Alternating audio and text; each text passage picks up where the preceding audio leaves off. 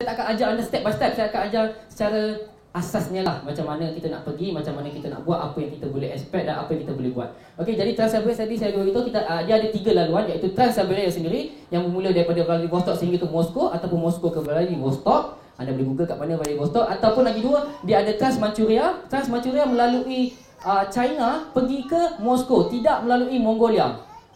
Trans-Mongolia dia melalui Mongolia, iaitu Beijing, Mongolia dan Rusia, Mongolia, China, iaitu Beijing. Jadi dia ada Trans-Mongolia, Trans-Manchuria yang tidak melalui Mongolia dan juga Trans-Siberia yang tidak melalui mana-mana negara kecuali Rusia sahaja, iaitu daripada hujung Vladivostok sehingga ke Moskow. Soalan yang untuk orang yang tidak berapa jelas tentang Trans-Siberia, dia mesti akan tanya benda paling asas dia, berapa kos dia ni? Okey, itu soalan terlalu general. Okey, sebab Trans-Siberia saya tidak berapa menyarankan untuk anda yang beginner nak terus cuba Trans-Siberia. Sebab apa? Anda memang akan puas tapi anda tidak akan dapat kepuasan lebih daripada itu, sebab anda hanya semata-mata nak buat sebab orang lain dah buat, ataupun this is very adventurous.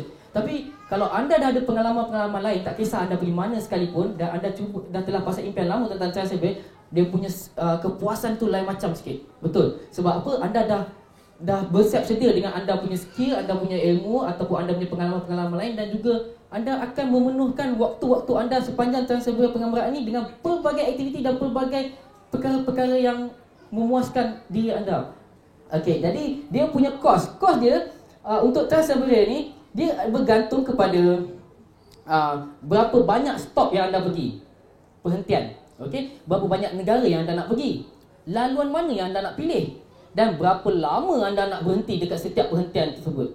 Jadi setiap pilihan yang anda telah pilih ini akan menentukan jumlah kasar, bukan jumlah solid. Untuk Trans-Siberia dia bukannya sekadar dah pergi, dah macam tu balik cakap saya buat yang termurah dengan RM7,000 Trans-Siberia selesai dalam 7 hari. Wow, gempak, viral. No. This is not about the cheapest, the best or the fastest journey ever for Trans-Siberia. No, Trans-Siberia is about yourself. Korang nak pergi untuk korang puaskan diri sendiri dulu. Okey? Jadi dia tidak berkaitan, murahnya RM3,000 nak pergi juga. Tak, mungkin RM3,000 dia duduk dengan kawan dia. Mungkin dia duduk dekat stesen kereta api, dia menyusahkan diri dia sampai semata-mata untuk merasai pengalaman dia. Tapi dia tidak merasai pengalaman lain. Sebab apa? Dia telah korbankan benda lain. Kita boleh sacrifice something, tapi kita jangan sacrifice too much.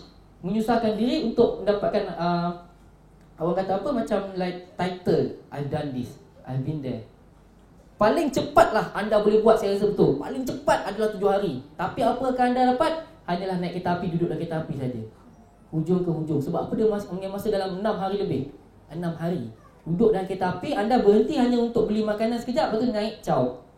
Okey, kenapa 6 hari dalam kereta api dan 1 hari? Saya kata tadi 7 hari. 1 hari lagi tu ada waktu anda fly, pergi balik tu lah. Itu pun mungkin cepat gila, mungkin sampai terus check in tu belah balik Malaysia. Lepas tu macam, penat lah, minggu lepas baru daripada Moskow. Macam, aku dapat apa? Tak tahu, aku fly laju sampai Moskow, naik kereta api, dah sampai 7 hari kemudian. Tak dapat apa, rugi. Waktu jumlah hari yang selesa, tidak terlalu padat, dalam sekitar 2 minggu. Jadi 2 minggu cantik. Nak lagi puas, journey of a lifetime, anda buatlah sebulan. Sebab apa? Rusia punya visa untuk Rusia yang selalu orang apply adalah bawah 22 hari ataupun sebulan, ataupun multi entry, terserah pada anda berapa banyak anda nak masuk. Bayaran pun berbeza lah. Okay? Untuk siapa yang dah selalu travel, mostly negara-negara ASEAN, Southeast Asia, tidak memerlukan visa kecuali Myanmar. Dan ada beberapa negara lain memerlukan visa dan ada cara mereka sendiri untuk apply visa. Jadi anda jangan banyak komplain bila kita tanya kenapa negara ni susah nak visa. Itu bukan negara kita, negara diorang yang tentukan. Jadi kita ikut sahaja, jangan kita buat ikut cara kita. Okey, untuk perkara-perkara yang berkaitan official ni lah. Jangan anda argue tentang diorang punya sistem. Bila anda kata susahlah Rusia nak masuk, buatlah senang macam pergi Singapura. No, Singapura ni Rusia, negara dia sendiri.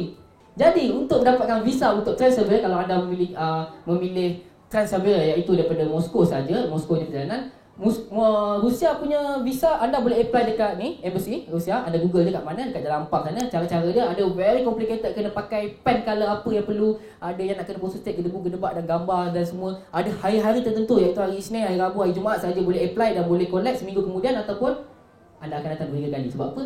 Tak approve. Itu yang sakit hati bila nak pergi Rusia ni.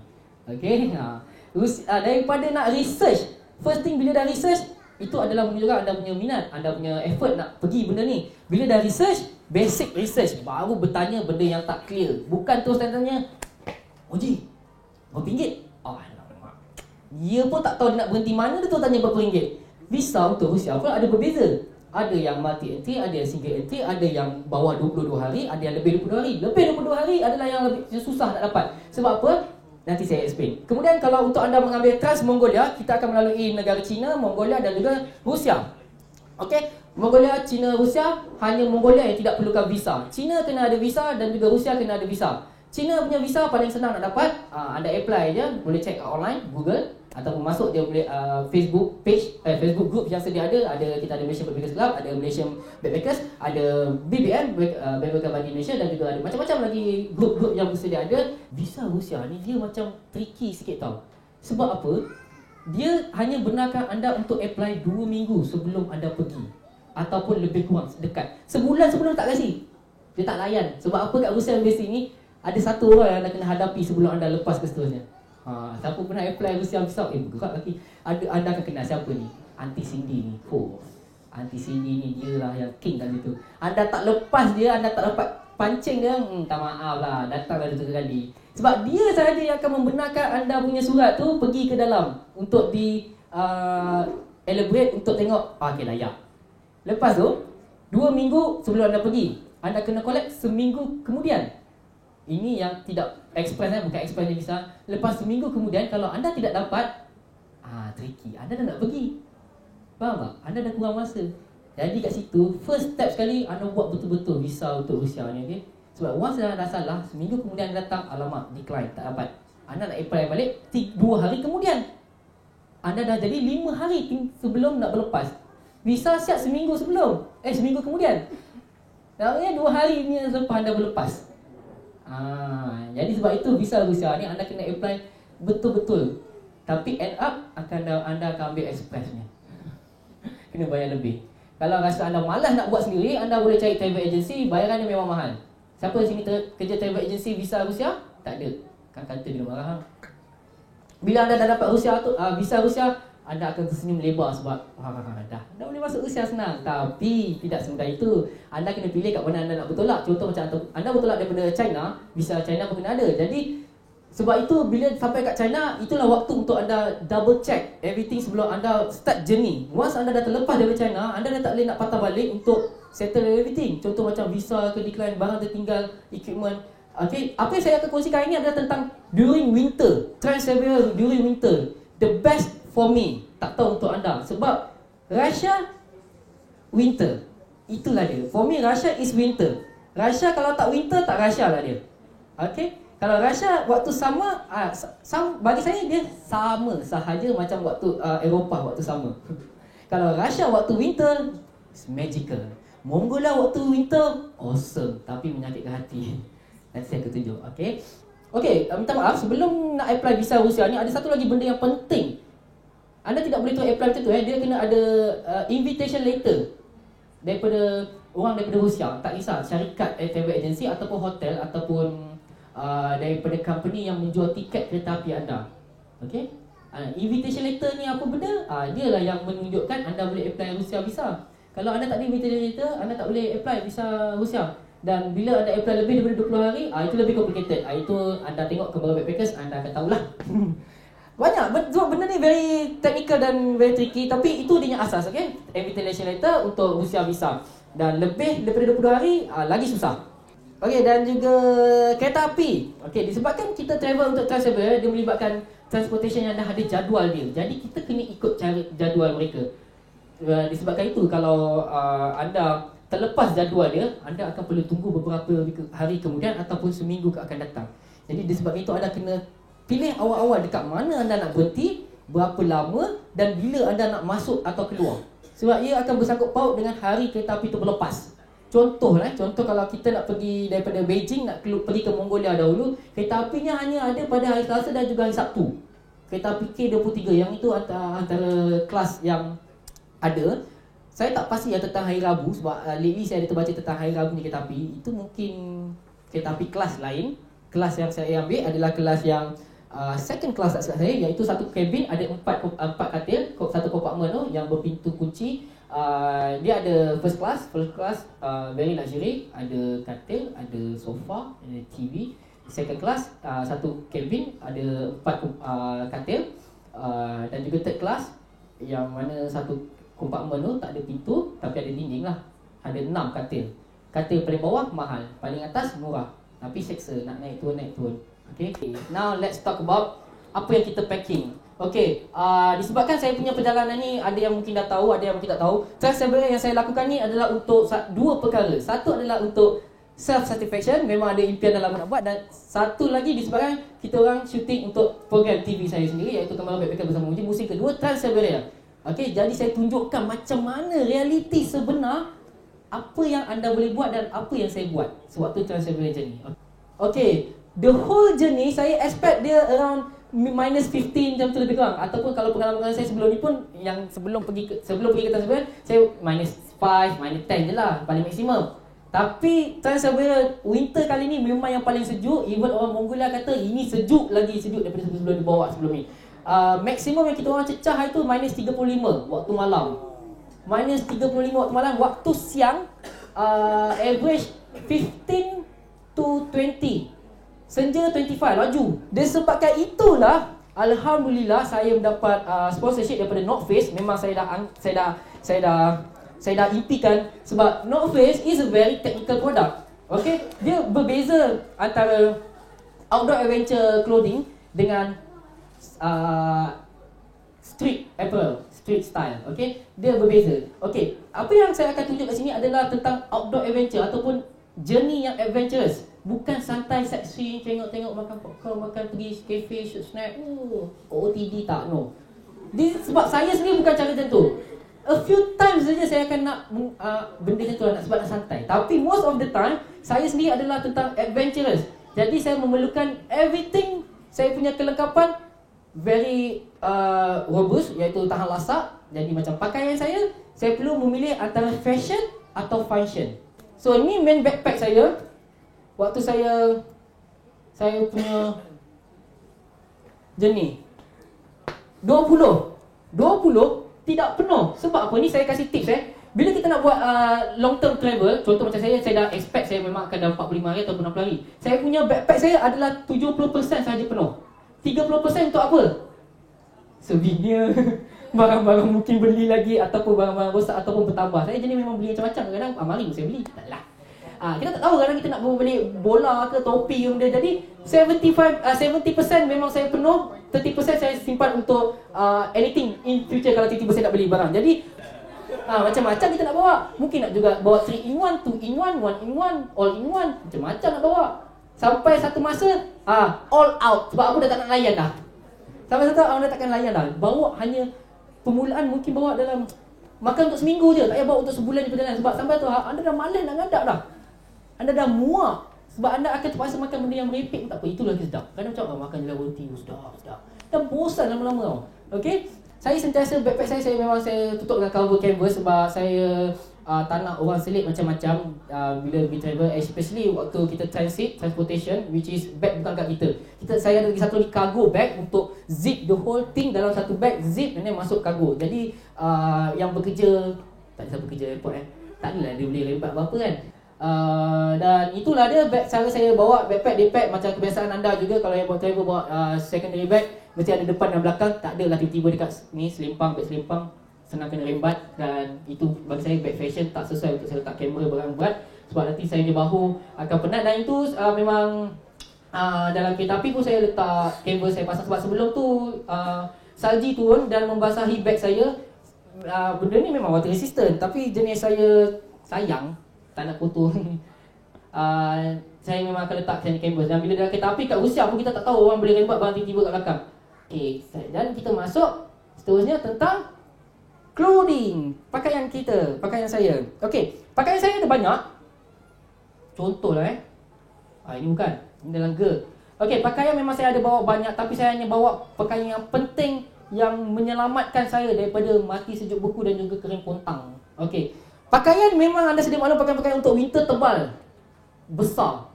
Okey, dan kalau kita salah, bukan salah, kalau kita terlalu mengikutkan nafsu kita untuk mengikut sangat fashion over function, anda akan tidak ada tempat untuk letak barang-barang anda dalam backpack.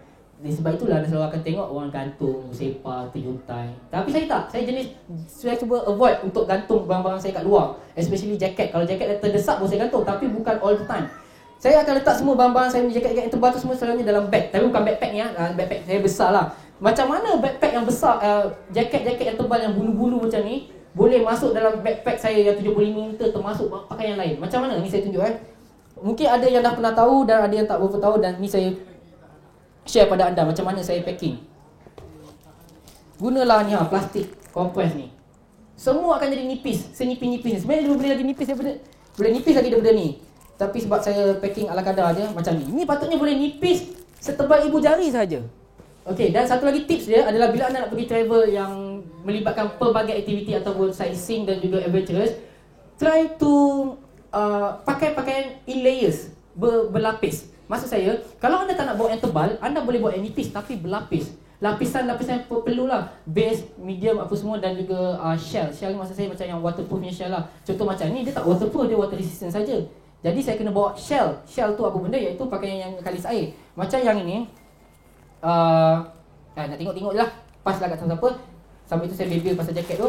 Okay, Goose Down ni dia ada nombor dia juga sendiri. Kalau anda study dia, Google, dia ada feel dia, maksudnya berapa isi dalam dia, berapa banyak dia isi dan berapa banyak dia punya compress factor dia. Maksudnya berapa kecil dia boleh dikompreskan. Macam yang ni dia boleh compress berapa kecil. Ada yang jenam-jenam lain memang tebal, tapi bila nak compress tak boleh. Sebab apa? Is different material ataupun maybe different mixture of material. Wow, Moji cakap English. Okay, jadi yang ni alhamdulillah memang pakai selesa dan memang saiz saya. Okay, bila saya pergi ambil dapatkan yang ini, saya tidak ambil yang terlalu besar sebab ini adalah saya punya layer, bukan paling luar. Bila paling luar mesti lagi besar. Sebab bila kita winter, kita try dapatkan benda-benda yang satu saiz lebih besar daripada kita. Contoh macam kasut. Sebab kita bila pergi winter, kita akan pakai stocking yang lebih tebal. Okay, tu kejap lagi saya cerita kak. Bila saya kata pasal layer tadi okay, ni layer dia. Yang ini 3 climate punya jacket, 3 in 1. 3 in 1. Lepas dia boleh buka, jangan rembat kalau ada benda dalam tu. Nak pakai. Okay, 3 in 1 maksudnya dia ada 2 jacket. Boleh pakai dalam 3 cara berbeza. Dia ada satu dalam dia ada jacket untuk yang orange tu, tak apa. Ikut dia. Dalam tu ada satu jacket untuk bila kita tidak pergi ke tempat yang lasak. Contoh kita tak ada tempat basah.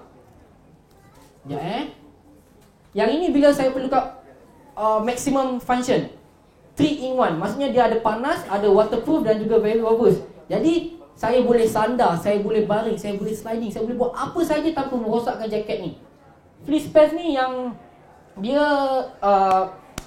macam blok angin dan juga dalam dia tidak berbulu. Fleece ni dia macam material yang macam kita tengok macam kapet, bukan kapet lah, tempat duduk apa, sofa. Dia macam tu lah, fleece lah. Dia memang tahan sejuk. Tapi disebabkan waktu ni saya dah dekat Lake Baikal, Tasik Baikal, saya nak maximiskan everything sebab saya tak tahu cuaca kat luar berapa sejuk, boleh tiba-tiba betul kan. Sebab Lake Baikal waktu winter memang keras. Sepanjang Pulau Auckland ada di tengah Lake Baikal, Tasik Baikal, nanti ada Google.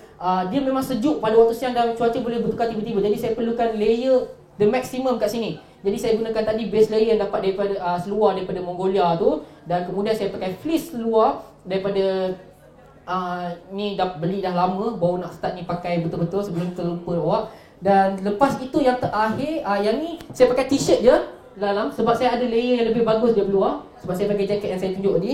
Dan t-shirt biasa je saya pakai. Saya tak ada pakai base layer kat dalam apa yang jenam-jenam. Ini t-shirt biasa sebab saya tak nak saya punya peluh transfer kepada saya punya jaket yang seterusnya. Sebab bila kita punya fleece inner saya punya berbau, kita nak cuci ambil masa lama. Kita pun tak ada masa nak pergi ke laundry semua. Jadi biarlah yang kotor berbau yang paling senang nak cuci. Macam material sintetik. Cotton memang saya avoid. Cotton is a no for long term adventure ataupun adventure yang jenis sebab bila dia dah basah, nak kering lambat dan berbau bakteria dan bau hapak. Macam iklan. Dan bau keti. Okey, jadi yang carilah material sintetik macam apa-apa saja yang quick dry. Dan kemudian saya pakai yang merah saya ni. Okey, saya letak saya punya baju merah tu di dalam seluar saya sebab bila kita buat banyak aktiviti kadang-kadang kita bongkok. Lupa nama saya. Kita membongkok, melompat dan juga diheret macam-macam lah. Macam saya kena heret. Jadi sebabkan itu saya kena letak semua dalam. Bila yang layer paling luar, saya tak perlu dah lagi nak tuck in. Yang ini adalah shell. Shell ni adalah waterproof layer saya. Waterproof layer yang ini sebabkan yang ini is very robust dan very durable function.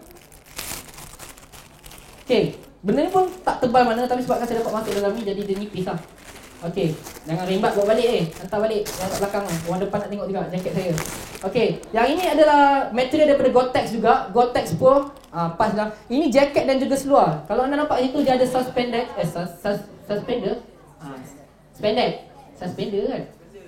Itu spender. Okay, sebab apa? Seluar ni tali pinggang dia kecil je sebenarnya. Tak ada boleh ikat kat pinggang. Jadi dia ada suspender ni untuk seluar kita sentiasa tergantung. Sebab apa bila tergantung? Bila kita buat aktiviti, kita tak nak perut kita terjerut tau. Macam naik Trans-Siberian, kita tak nak sentiasa pakaian kita yang ketat-ketat. Jadi kita kena pakai yang selesa. Ini bila dah melibatkan aktiviti dan juga luar daripada indoor, okay? Okay, jadi ini adalah shell yang saya kata. Pakai in layers. Contoh saya tak nak pakai yang warna maroon tadi, saya akan pakai yang warna hijau dan juga pakai ini. Selamat, senyum. Sebab apa? Kalau tiba-tiba hujan ataupun winter turun, salji turun lebat, inilah yang akan menyelamatkan saya. Dan material ini ekstrim. Maksudnya bila anda nak bergelongsor dekat tanah pun dia tidak akan koyak. Dan memang terbukti sebab saya ada bergelongsor dekat atas ais yang keras. Saya tengok berbulu pun tidak, koyak pun tidak. Alhamdulillah dia memang built to last. Alhamdulillah. Dan juga waterproof dan ada function-function dia lain tu. Okey. Ada soalan so far tentang pakaian saya? Berapa lapis? Okey. T-shirt, maksimum saya pakai, anda kira lah saya cakap ke saya mana kira. T-shirt, saya punya merah, kemudian saya punya yang ini, merah tu saya punya base layer lah. Lepas tu saya punya jaket ini dan juga itu layer. Jadi berapa? 7. Tahu. Okey, ada juga paling maksimum dekat Mongolia saya pakai tak cukup banyak waktu tu sebab saya underestimate cuaca di Mongolia. Ini contoh tengoklah. Jap. Okey, ini waktu saya pakai jaket warna merah tu.